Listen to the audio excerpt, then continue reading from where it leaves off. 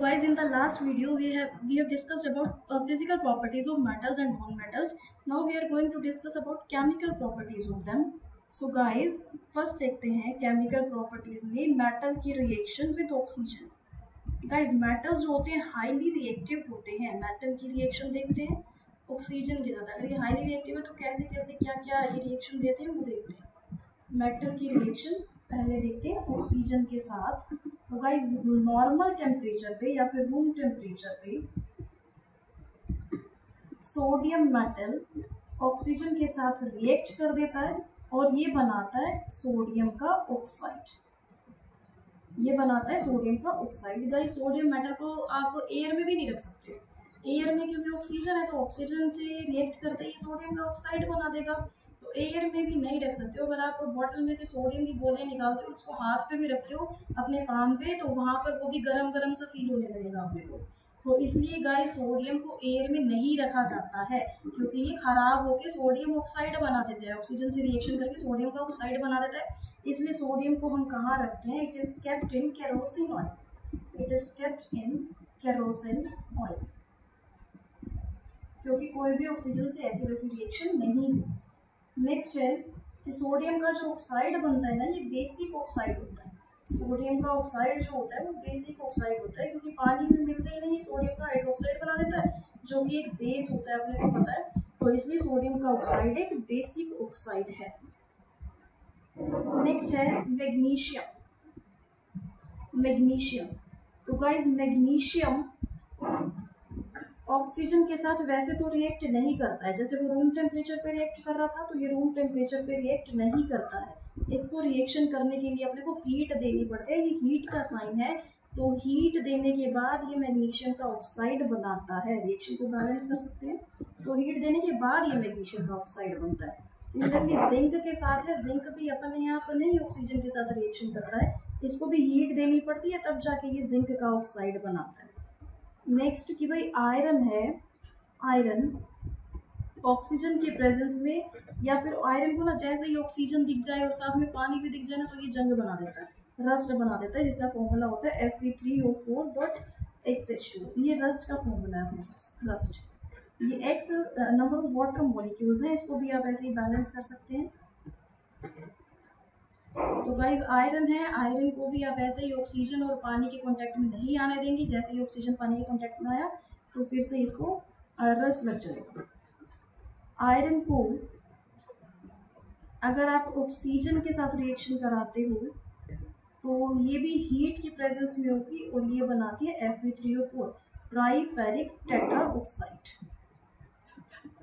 Next, copper अपने पास least reactive metal होता है. देखो, सोडियम पोटेशियम ज्यादा रिएक्टिव है, बाकी के एलिमेंट उनसे कम रिएक्टिव है. फिर जो कॉपर है ये लीस्ट रिएक्टिव है, सबसे कम रिएक्टिव है. हालांकि हीट करने के बाद भी ये अच्छे से रिएक्ट नहीं करता है. इसको बहुत ही ज्यादा हीट देनी पड़ती है. सपोज करो जैसे हमने इसको हीट दे भी दी, तब जाके ये बनाता है कॉपर का ऑक्साइड. सरफेस पे, वो भी सरफेस पे बना देता है. अच्छे से रिएक्शन नहीं देता है. सरफेस पे कॉपर का ऑक्साइड बना देता है और साथ ही में ये एक और ऑक्साइड बना देता है इनसाइड. अंदर ये कॉपर वाला ऑक्साइड बनाता है, कॉपर 1 का ऑक्साइड, और ये बनाता है सरफेस पे CuO कॉपर 2 का ऑक्साइड. गोल्ड और प्लैटिनम इससे भी ज्यादा कम रिएक्टिव होते हैं. गोल्ड है या फिर प्लैटिनम है, ये रिएक्ट ही नहीं करते हैं. No reaction. ऑक्सीजन के साथ ये रिएक्शन ही नहीं देते हैं. ये बहुत ही इनर्ट, या तो फिर आप ऐसे समझोगे नोबल मेटल्स होते हैं. नोबल मेटल्स होते हैं, इनकी रिएक्शन नहीं देते हैं, बहुत कम रिएक्टिव होते हैं. तो गाइस, सोडियम पोटेशियम सबसे ज्यादा रिएक्टिव, फिर ये थे उनसे कम reactive, copper least reactive, gold और प्लैटिनम को रिएक्शन ही नहीं देते हैं, बहुत ही कम रिएक्शन देते हैं गोल्ड और प्लैटिनम. नेक्स्ट गाइस, बात करते हैं रिएक्शन मेटल की. Reaction of metal with water. Water के साथ कैसे रिएक्ट करते हैं? तो गाइस, कुछ मेटल्स हैं जो कि कोल्ड वाटर से ही रिएक्ट हो जाते हैं, उनको गर्म करने की जरूरत नहीं क्योंकि वो ज्यादा रिएक्टिव मेटल है. कुछ मेटल्स ऐसे हैं जो कि ज्यादा रिएक्टिव है, इसलिए वो कोल्ड वाटर से ही रिएक्ट कर जाते हैं, उनको गर्म पानी की जरूरत नहीं पड़ती है. तो एक है पोटेशियम, सोडियम, लिथियम और कैल्शियम।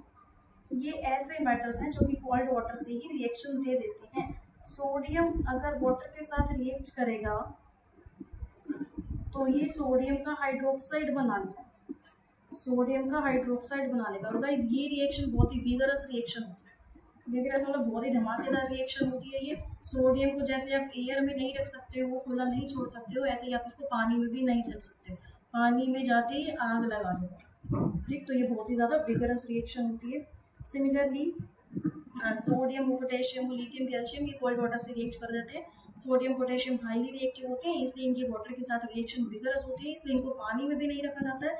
तो इनको कहाँ रखेंगे आप, इनको केरोसिन ऑयल में हम रखते हैं।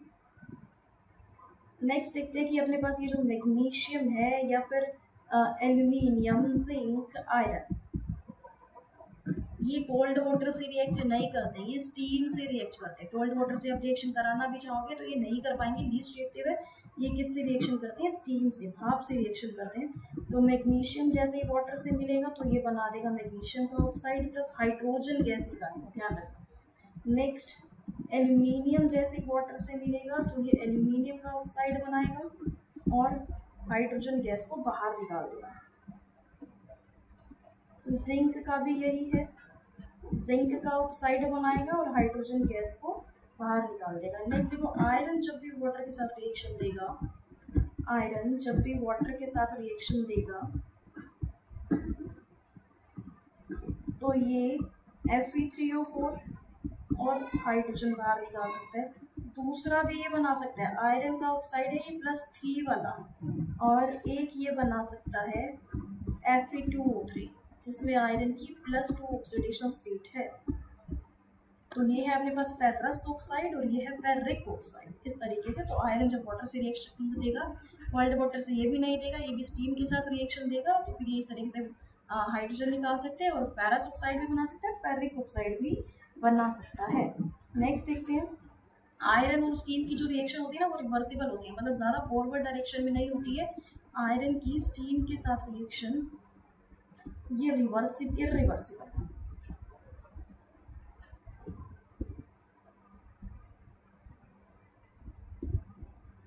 नेक्स्ट देखो गाइस रिवर्सिबल है, तो tin, lead, copper, silver, tin, lead, copper, silver, gold और प्लैटिनम, ये तो इतने कम रिएक्टिविटी है इन मेटल्स की कि ये वाटर के साथ भी रिएक्शन नहीं देते हैं और स्टीम के साथ, कोल्ड वाटर के साथ भी नहीं देते हैं, हालांकि स्टीम के साथ भी नहीं देते हैं।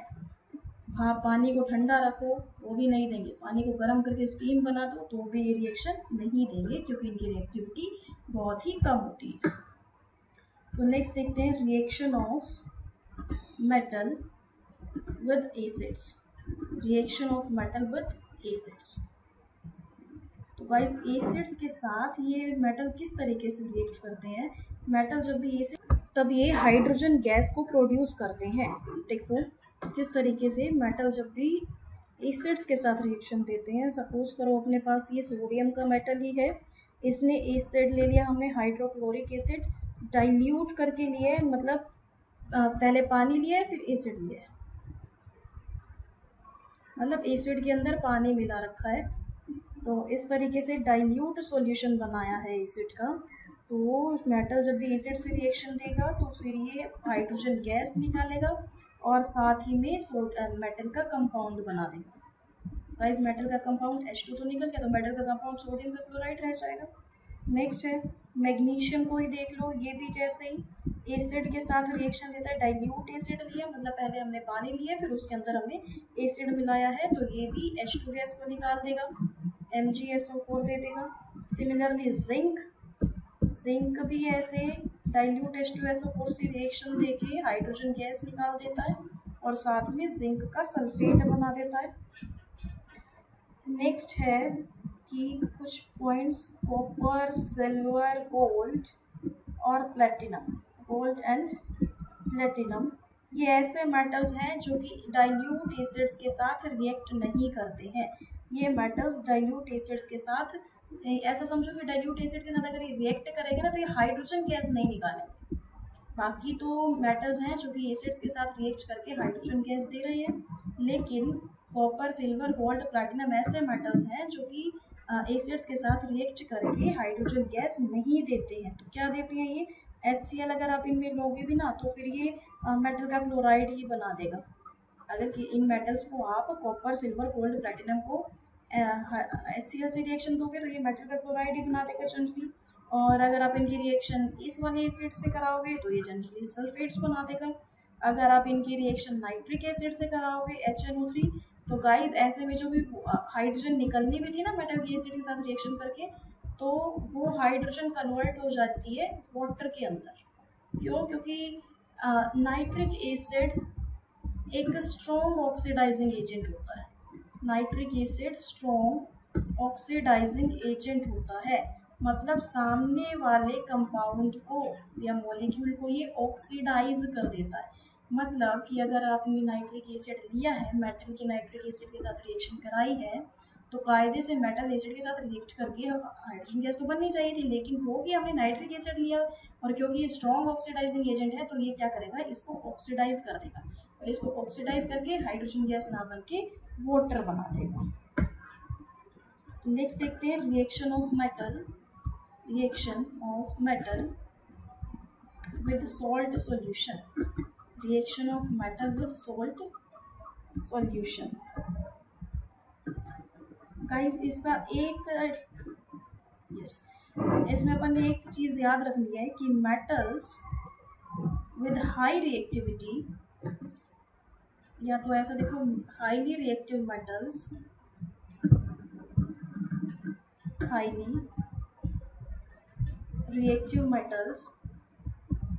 highly reactive metals displaces less reactive metals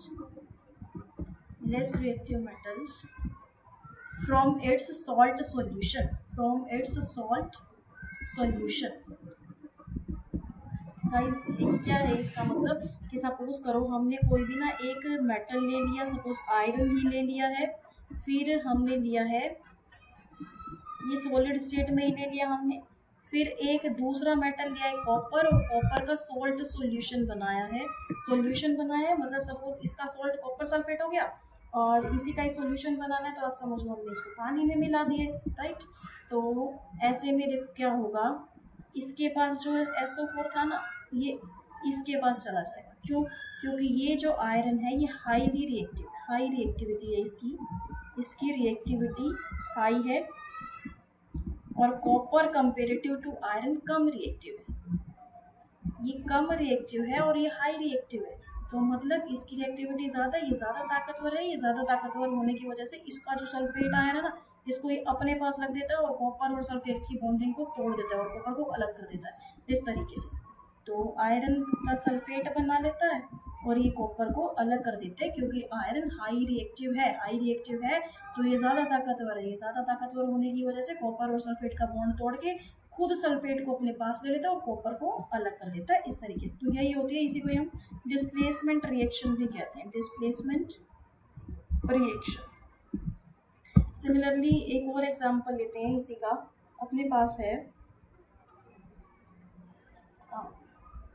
magnesium में कॉपर ऑक्साइड मिला दिया है, हीट की प्रेजेंस में रिएक्शन होती है। तो गाइस फिर से ये मैग्नीशियम हाई रिएक्टिविटी है इसकी, ये हाईली रिएक्टिव है, और ये कॉपर लेस रिएक्टिव है। हाईली रिएक्टिव है, ज़्यादा ताकतवर है, तो ये क्या करेगा, इस ऑक्सीजन को अपने पास ले लेगा और कॉपर को अकेला छोड़ देगा इस तरीके से। कॉपर को इसने अकेला छोड़ दिया। तो जो भी हाईली रिएक्टिव मेटल होगा वो लेस रिएक्टिव मेटल को डिस्प्लेस कर देगा फ्रॉम इट्स सॉल्ट सॉल्यूशन। तो ये है मेटल की सॉल्ट सॉल्यूशन के साथ रिएक्शन। तो गाइस ऐसे में अपने को ये भी पता होना चाहिए कि कौन सा मेटल जो है ज़्यादा रिएक्टिव है। जैसे एक सीरीज है अपने पास, उसको हम बोलते हैं रिएक्टिविटी सीरीज। एक है सोडियम, फिर आता है पहले है पोटेशियम, फिर sodium, calcium, magnesium, aluminium, zinc, iron, फिर है लेड, कॉपर, इसको यहाँ लिखते हैं पर रिएक्टिविटी सीरीज में potassium, sodium, calcium, magnesium, aluminium, zinc, iron, lead, copper, Hg, Ag, तो गाइस ये इस तरीके से है, ऊपर वाले रिएक्टिविटी नीचे जाते जाते डिक्रीज कर रही है रिएक्टिविटी सीरीज में, यहाँ नीचे जाते जाते रिएक्टिविटी डिक्रीज कर रही है, मतलब पोटेशियम ज़्यादा रिएक्टिव है, सोडियम उससे कम, कैल्शियम उससे कम, और गोल्ड सबसे ही कम रिएक्टिव है। तो इसको रिएक्टिविटी सीरीज को याद भी रख सकते हैं हम इस तरीके से, काशीनाथ का एक निमोनिक है, इसको कैसे याद कर सकते हैं, माली आलू ज़रा फीके पकाता है, कौन है आगे, कौन है आगे आओ। ये है रिएक्टिविटी सीरीज को याद करने का तरीका है। तो गाइस सिमिलरली इस रिएक्शन में अगर आपको कह दिया जाए कि मेरे पास एक है जिंक और एक है कॉपर का सल्फेट, तो बताओ ये रिएक्शन किस तरीके से होगी। ये सॉलिड स्टेट में है और एक है ये एक्वस स्टेट में, मतलब इसका सॉल्ट सॉल्यूशन बना दिया, तो क्या रिएक्शन होगी, क्या प्रोडक्ट बनेगा। तो गाइस जिंक हम देख रहे हैं ज़्यादा रिएक्टिव है, कॉपर यहाँ पर कम रिएक्टिव है, नीचे आ गया तो कॉपर कम रिएक्टिव है, तो ज़्यादा रिएक्टिव होने की वजह से ये इसकी बॉन्डिंग को तोड़ देगा और खुद जिंक का सल्फेट बना लेगा और कॉपर को अलग कर देगा। सिमिलरली अगर आपको ये बोल दिया जाए एक ये है कॉपर और एक है जिंक का सल्फेट, तो यहाँ क्या बनेगा, क्या ये रिएक्शन हो पाएगी। कॉपर तो लेस रिएक्टिव है और जिंक हाई रिएक्टिव है, हाई रिएक्टिव है तो ये ज़्यादा ताकतवर है, तो ये सल्फेट को क्यों छोड़ेगा, ये छोड़ेगा ही नहीं, अपने पास ही रखेगा, मतलब कॉपर कम ताकतवर कम रिएक्टिव होने की वजह से सल्फेट को नहीं ले पाएगा, तो इसलिए यहाँ पे रिएक्शन नहीं होगी। सो गाइस ये था आज की वीडियो में, नेक्स्ट वीडियो में बात करेंगे बॉन्डिंग के बारे में। Thanks for watching this video.